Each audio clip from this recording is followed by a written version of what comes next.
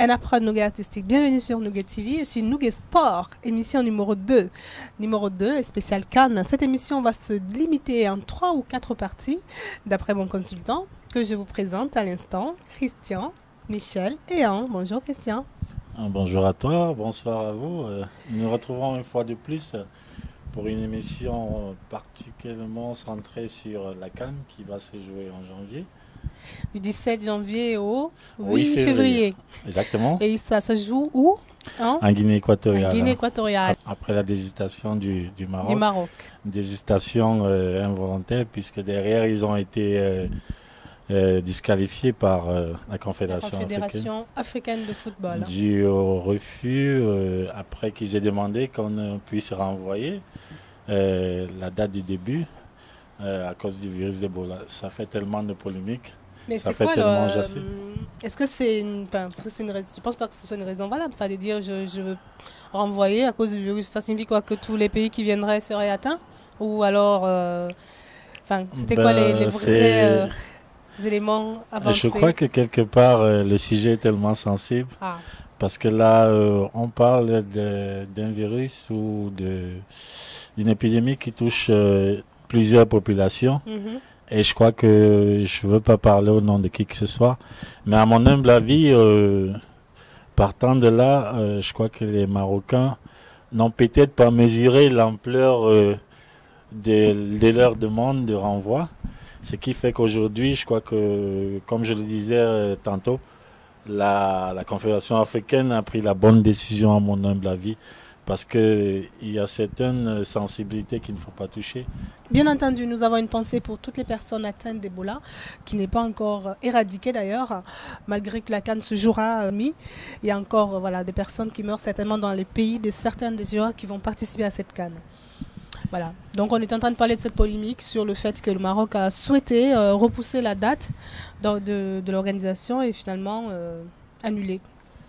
Je crois qu'il y a des mois de cela que ça a été prévu après la décision de la FIFA qui a demandé à la Confédération africaine de pouvoir organiser la date pour 2015 pour créer un décalage avec la Coupe du Monde. Et derrière, je crois que la position du Maroc était d'autant plus surprenante que, comme je le disais, ça touchait la sensibilité de plus d'un.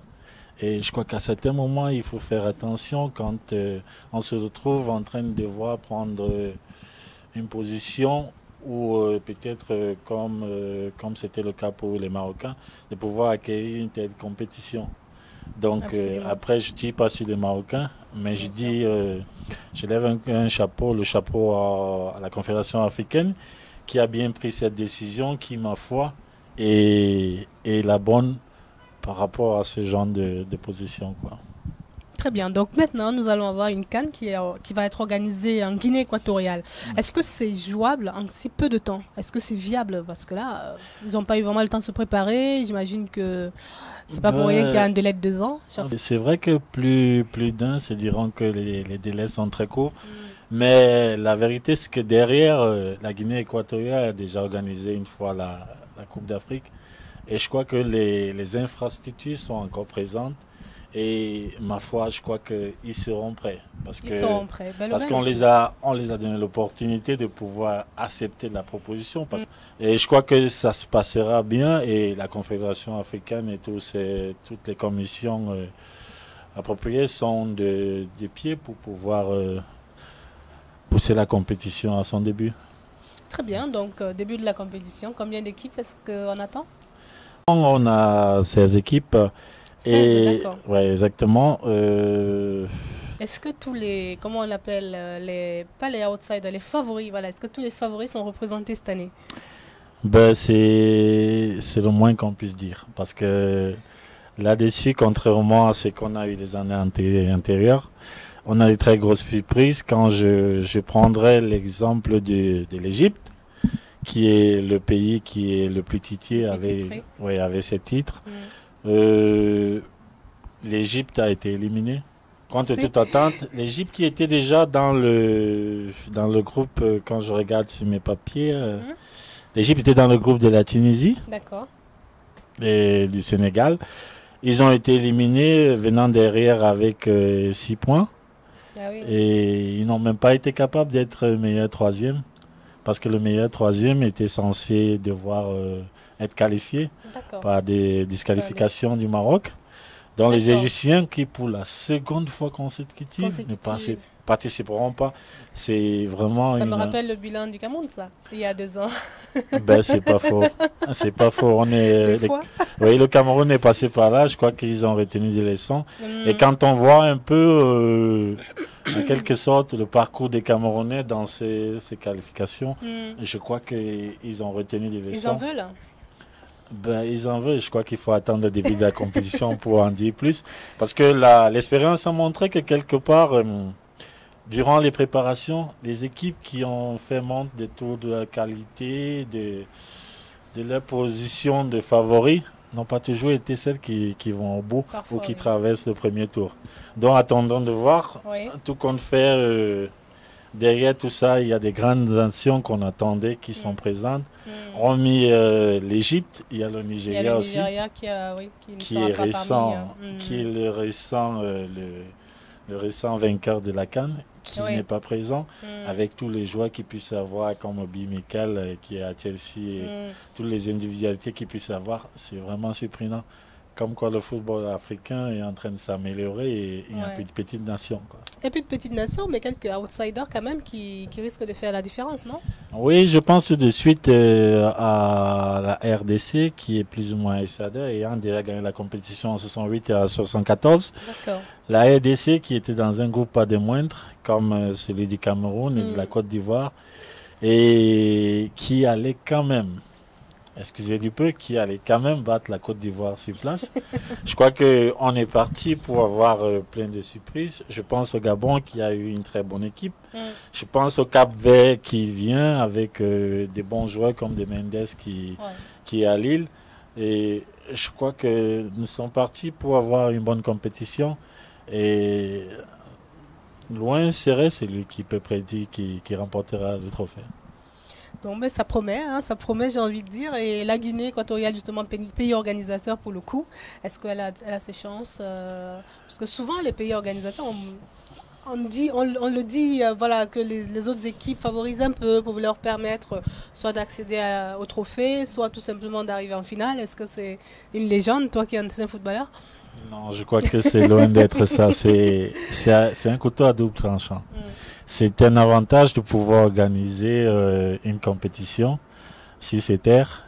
Et pour moi, c'est un autre désavantage parce qu'on est sous la pression. La pression, on ne l'appelle pas, elle vient toute seule. On est sous pression et c'est pas évident d'évoluer quand on est sous pression. Même si la réalité veut que le footballeur en soi soit sous pression chaque fois qu'il entre terrain et même avant. Je prends un exemple très flagrant. Si je reviens sur la Coupe du Monde, quand on voit la Coupe du Monde, je crois que le Brésil, on a vu des Brésiliens plus ou moins en dessous de leur qualité. C'était dur ça à voir, les matchs du Brésil.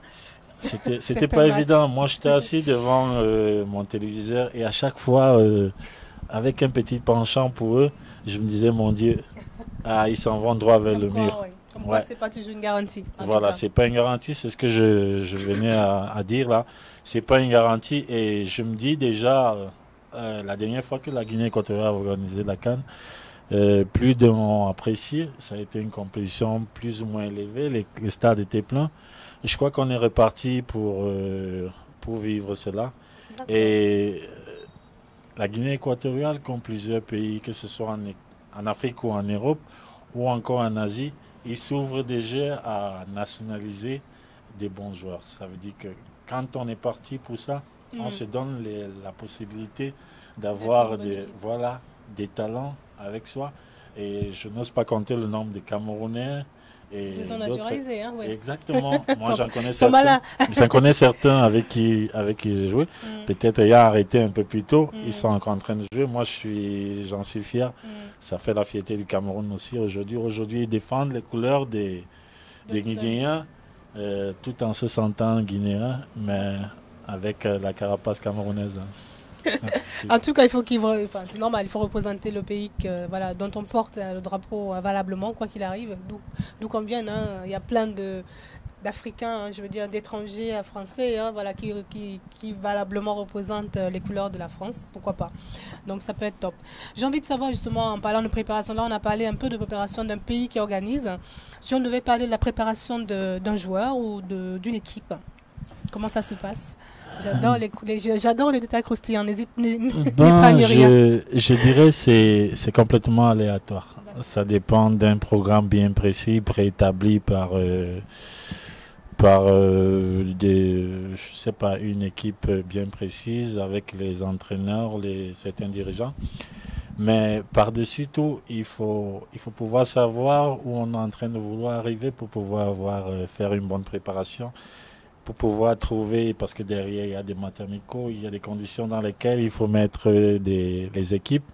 Il faut avoir le bon adversaire en fonction de ce qu'on veut, parce qu'on se retrouve dans certaines situations où il y a des équipes, peut-être que sur leurs derniers résultats, ils n'ont pas été bons. Et forcément, on peut se dire, on se trouve un adversaire qui va permettre de redonner confiance aux autres à travers le score, le résultat qu'on aura.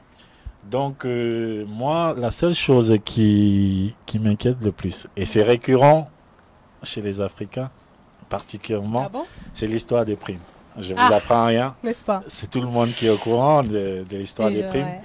Ouais. Je le dis parce que ça a été à plusieurs reprises, même en Coupe du Monde, relevé par des médias européens, par des confrères et tout. Et c'est là-dessus que je me dis que ça joue souvent. Parce que le joueur, c'est quoi? C'est comment il dort, c'est comment il mange. C'est sa préparation psychologique. Quand on n'est pas prêt, on n'avance pas. C'est inévitable. Aussi talentueux qu'on puisse être, on n'avance pas. Moi, j'ai eu l'occasion de jouer. Je mentirais. Si je dis ici que je ne me suis pas retrouvé en position de réclamer quelque chose, c'est déjà arrivé. Moi, j'ai une anecdote. Je jouais à l'époque à Yaoundé, au canon de Yaoundé. Je jouais en Coupe d'Afrique africaine. Et on s'est retrouvé à quasiment que les dirigeants et supporters du canon m'excusent. C'est pas pour enlever le grand nom du canon de Yaoundé, mais c'est juste pour dire ça comme ça. On s'est retrouvé à 1h du match à l'hôtel alors qu'on devait être au stade 1h30 avant parce qu'on réclamait des primes. On nous a fait des promesses, on a donné de l'argent liquide. Mais entre les joueurs qui étaient à l'hôtel en train de réclamer de l'argent et ceux qui se sont retrouvés au terrain, on n'a pas eu le temps d'aller au vestiaire. Nous sommes retrouvés sur la pelouse en train de se changer pour pouvoir jouer un match qu'on a gagné après. Moi, je me dis, c'est pour comprendre là derrière que les primes, c'est la plus grande démotivation. Psychologiquement, on n'est pas bien, on n'avance pas. Et je crois que c'est dans tout secteur d'activité. Ça, c'est certain. Maintenant, ça me fait penser, en fait, tu vois, peut-être même à toi, quand tu avais, je sais pas, 13 ans ou 12 ans, tous ces jeunes, justement, qui commencent à jouer juste en rêvant d'être un grand footballeur sans forcément penser aux primes. À quel moment est-ce qu'on perd cette réalité ou cette ambition? Est-ce que ce sont justement les entraîneurs, ceux qui nous soutiennent, qui vous encadrent, qui vous font perdre un peu pied? Ça n'a rien à voir. Je dis, ce que tu dis n'est pas à rejeter, mais ça a mentionné aussi parce qu'en fait, c'est comme dans la vie au quotidien, l'appétit vient en mangeant. Ça veut dire qu'on est jeune, on a tout juste une chose dans la tête, c'est jouer. Moi, je me retrouvais en train de dormir à côté de ballon, je mangeais ballon, mais à 14 ans, j'étais déjà en train de gagner de l'argent venant du football. Et puis, chemin faisant, je me suis rendu compte qu'en fait, c'est une passion, mais derrière, il y a de l'argent qui peut plus ou moins servir à moi, à ma famille, voilà, améliorer le quotidien, merci. Donc, ça émane vraiment de l'inconscient. On se retrouve en train de gagner des sous, et plus on veut gagner, mieux on en demande, et on devient exigeant. Ça fait qu'à un certain moment, c'est vrai qu'il faut rester professionnel, parce que personnellement, je ne me serais jamais retrouvé en train de décider de ne pas vouloir jouer parce que je ne suis pas payé. Parce que je me retrouve à la veille des matchs, je ne suis pas payé, je suis quand même censé aller au terrain, pas professionnalisme. Je suis censé aller au terrain, et quitte à ce que je puisse donner le meilleur de moi-même, et puis le lendemain, je puisse me retrouver en position de force pour réclamer mon dû. Donc, dans ce genre de situation, j'ai dit, ça arrive, on est jeune, on ne gagne rien.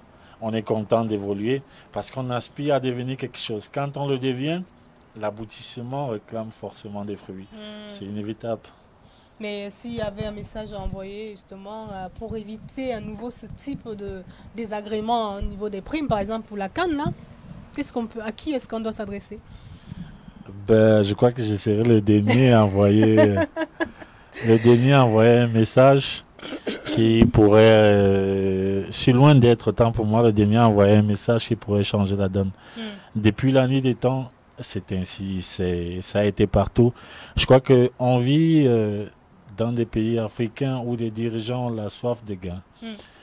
L'égoïsme qu'ils promènent fait en sorte que les joueurs sont délaissés. Il est inadmissible que les fonds qui sont attribués par la plupart des temps le gouvernement ne puissent pas atteindre les joueurs. Ça, c'est inadmissible, c'est incompréhensible. Ça n'a pas de sens.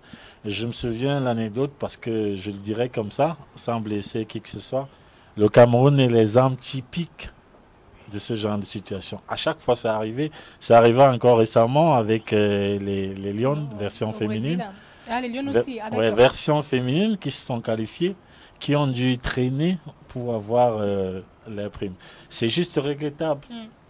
C'est juste regrettable. Nous sommes allés en Coupe du Monde où on a fait bonne figure en 90 en Italie, où il y a une histoire de primes où, sans se gêner, mais alors sans avoir un quelconque examen de conscience, les dirigeants se permettaient de dire devant les médias, devant la population, que la mallette, soi-disant, où il y avait de l'argent qui était prédestiné pour les joueurs, était entre un pays ou un autre.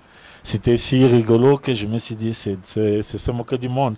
Donc je dis, c'est déjà arrivé avec le Cameroun, avec le Togo, avec plusieurs pays. Moi, je ne sais pas s'il y a un remède à cela.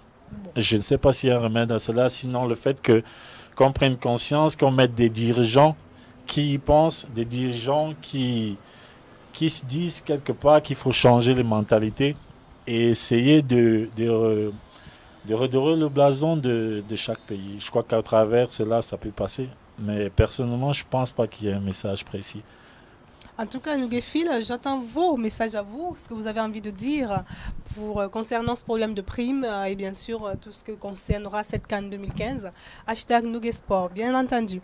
Et puis voilà, nous allons bientôt conclure et proposer à ceux qui nous suivent que bientôt il y aura peut-être un invité surprise. Je préfère, comme tu l'as si bien dit, surprise. Il faut garder la surprise. Comme on est lancé, forcément, il y aura de très très grosses surprises. Nous allons vous accompagner, les accompagner lors de toutes ces compétitions. On a parlé du Ballon d'Or, on a parlé de la CAN, on a parlé de l'Euro qui arrive. Le championnat français, il y a tellement de compétitions en vue. Et comme tu l'as dit précédemment, il n'y a pas que le football. Pas que le football. On parlera du sport, peut-être la danse, peut-être on te verra danser aussi, peut-être. Why not? Je vais peut-être prendre des cours parce que moi, ce qui me plairait aussi, c'est que des fois, tu ailles sur le terrain, là, je sais pas, tu fasses des choses. Il n'y a pas de souci. Peut-être qu'on va lancer une rubrique défis. Et voilà, ils nous lanceront des défis, on va les relever, hein, pourquoi pas. Ça viendra bien, voilà. Et tu le disais tout à l'heure, la Coupe Davis, félicitations déjà à la Suisse. Absolument, oui, c'est ce que je voulais. J'ai vu Federer en larmes, c'est quand même appréciable. On ne savait pas si elle le jouer, on savait il y a tellement de choses autour finalement. Exactement, le seul titre qui lui manquait. Moi j'étais dubitatif après la défaite contre mon fils. Absolument. Mais voilà, ils l'ont remporté. C'est un malin Federer. C'est bien, je crois que quelque part aujourd'hui ça fait bien la Suisse. Mais revenant à la CAN, je crois qu'en fond en comble, on aura l'occasion d'en parler encore. Exactement. Si tu as un pays favori à part le Cameroun, ce serait le Cameroun. C'est pas cool ça. C'est pas fair play. À part le Cameroun, si tu devais... non? Non, en toute sincérité, je dis à part le Cameroun, en sportif et avec le fair play, je dis il faudrait que le meilleur gagne. Le plus important, c'est que la compétition ait lieu. Parce qu'après après la décision la CAN, après la demande du Maroc, ça donnait quand même matière à réfléchir sur ce continent où il y a toujours un imbroglio à chaque fois qu'il faut organiser quelque chose ou il y a une petite situation. Moi, je le dis comme ça, je croise les doigts et je me dis, vivons une bonne compétition. Et voilà, que le meilleur gagne, je saurai applaudir. Si ce n'est pas le Cameroun, mais si c'est le Cameroun, je ne manquerai pas de prendre un verre avec toi et avec vous tous. Absolument. On fera ça et de toute façon, on vous retrouve très très vite pour parler de toute l'actu très très chaude de la CAN qui aura lieu en Guinée équatoriale du 17 janvier au 8 février. Exactement. On vous embrasse, restez connectés nougetv.com et on attend vos messages sur #NougetActu et NougetSport. Bonsoir. Merci Christian. Merci à toi. Et à la prochaine alors. Bien sûr.